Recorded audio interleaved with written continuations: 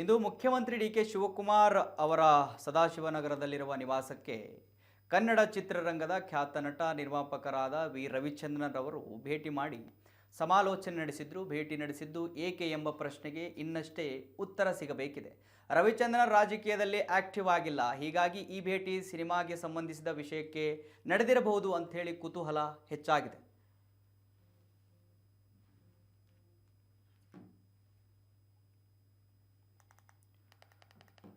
ವೀಕ್ಷಕರೇ, ರವಿಚಂದ್ರನ್ ಅವರು, crazy star Ravichandran ಅವರು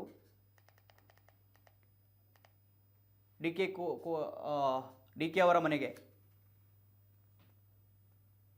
ಮುಖ್ಯಮಂತ್ರಿಗಳ ಮನೆಗೆ ಭೇಟಿಯನ್ನು ಕೊಟ್ಟಿದ್ದಾರೆ. ಸೊ ಯಾವ ಕಾರಣಕ್ಕೆ ಅಂತ ಹೇಳಿ ಗೊತ್ತಿಲ್ಲ, ಸಿನಿಮಾದ ವಿಚಾರವಾಗಿಯೋ ಅಥವಾ ಬೇರೆ ಕಾರಣವೋ ಗೊತ್ತಿಲ್ಲ. ಅವರು ರಾಜಕೀಯದಲ್ಲೂ ಆಕ್ಟಿವ್ ಆಗಿಲ್ಲ, ಸಿನಿಮಾದಲ್ಲಿ, ಮತ್ತು ಅವರಿಬ್ಬರು ಕೂಡ ಆತ್ಮೀಯ ಗೆಳೆಯರು ಅನ್ನುವಂಥದ್ದು ಕೂಡ ಇದೆ. ಇಬ್ಬರು ಕೂಡ ಸ್ಕೂಲ್ ಫ್ರೆಂಡ್ಸ್ ಅಂತ ಎಲ್ಲರಿಗೂ ಗೊತ್ತಿರುವ ವಿಚಾರ.